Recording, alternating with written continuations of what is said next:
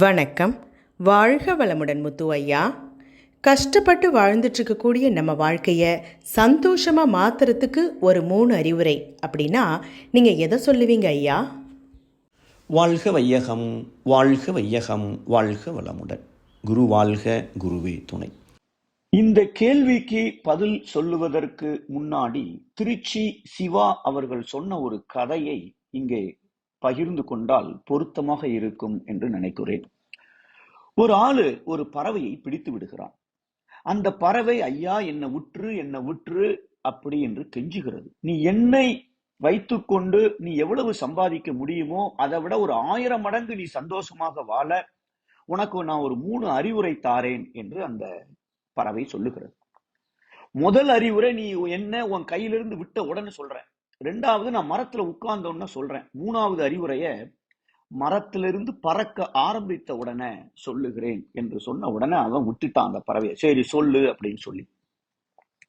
இப்போ அது கையை விட்ட உடனே முதல் அறிவுரையை சொல்லிச்சு. நீ கடந்த காலத்துல செய்த தவறுகளையும் இழப்புகளையும் மனதில் சுமையாக்கி உன் வாழ்க்கையை பாழாக்கி விடாதே. இப்போ மரத்துல போய் உட்கார்ந்தாச்சு. மரத்துல உட்கார்ந்த உடனே 2வது அறிவுரையை சொல்லுது. யார் எதை சொன்னாலும் நம்பி விடாதே, உன் அறிவை கொண்டு நீ யோசித்துப்பார் அப்படின்னு சொல்லிட்டு லேசா சிரிக்குது. பைத்தியக்காரா, நீ என்னை விட்டுட்டிய, என் சிறகுக்குள் 2 பெரிய அற்புதமான வைரங்கள் இருக்கு என்பதை நீ கவனிக்காம என்ன நான் விட்டுட்டேன். என்னை கொண்டு இருந்தேன்னா உனக்கு அது கிடைத்திருக்கலாம் என்று அந்த பறவை இப்போ உன்னால இன்னும் பண்ண முடியாது அப்படி என்று சொல்லி சிரிக்கிறது.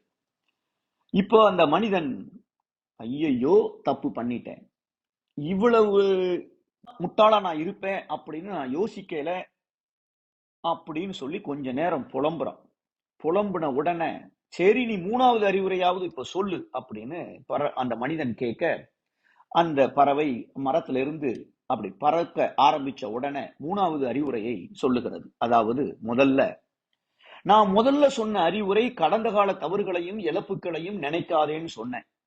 இப்ப நீ செஞ்ச தப்ப 5 நிமிஷம் புலம்பிருக்க, நீ அதை பின்பற்றல, தோத்துட்ட. 2வது அறிவுரை, யார் எதை சொன்னாலும் நம்பாதேன்னு சொன்னேன். நானே ஒரு சின்ன பறவை, எனக்குள்ள 2 பெரிய வைரம் இருக்குன்னு சொன்னதை நீ நம்பிட்ட. உன் அறிவை நினைத்து நான் என்ன செய்யறது? ஆகவே நான் என்ன அறிவுரை 2 அறிவுரை சொன்னேன், அதை அடுத்த நொடியில் கூட உன்னால் பின்பற்ற முடியாத உனக்கு 3வது அறிவுரை கொடுப்பது வேஸ்ட் அப்படின்னு சொல்லி அவர் அதை முடிச்சிருப்பார். இப்போ நாம வேதாத்திரியத்துக்குள் வருவோம். கஷ்டப்பட்டு வாழ்ந்து கொண்டிருக்கிற வாழ்க்கையை சந்தோஷமாக மாற்ற வேண்டும் என்றால் 3 அறிவுரைகள். முதல் அறிவுரை அதே சொன்னதுதான், பறவை சொன்னதுதான். மகரிஷி அவர்கள் கவலை, பயம் என்பது மனித வாழ்க்கையை கெடுக்கக்கூடிய நச்சு என்று குறிப்பிட்டிருப்பார்கள். பழச நினைச்சு கவலைப்படுவது, எதிர்காலத்தை நினைத்து பயப்படுவது.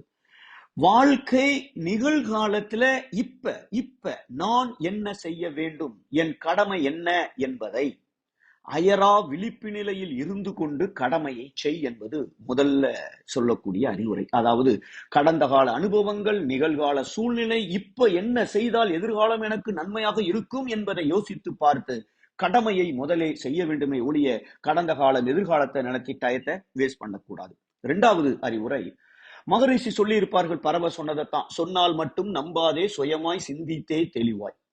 நமக்கு இங்கே இப்ப இருக்கிற என்னுடைய துன்பங்களுக்கும் சிக்கல்களுக்கும் என் பழைய கர்ம வினையே காரணம் என்பதால் யார் எப்படி எதை சொன்னாலும் செய்யாலும் உண்மை என்ன என்பதை சிந்தித்து நாம் என்ன சாதிக்க வேண்டுமோ அதற்கு தேவையான முயற்சிகளை எடுக்க வேண்டும். இது 2வது அறிவுரை. 3வதாக, வாழ்க்கையில ஒரு ரகசியம் இருக்கிறது. தீதும் நன்றும் பிறர் தர வாரா. நான் பிறருக்கு நன்மை செய்தால் எனக்கு நன்மை கிடைக்கும். நான் பிறருக்கு உதவி செய்கிற அளவிலே என்னுடைய கடமையை செய்ய ஆரம்பித்து விட்டால் நமக்கு தேவையானதை பெற்றுக்கொள்ள பிரபஞ்சமோ பிற மனிதர்களோ நமக்கு உதவி செய்து கொண்டே இருப்பார்கள். இதுதான் 3வது.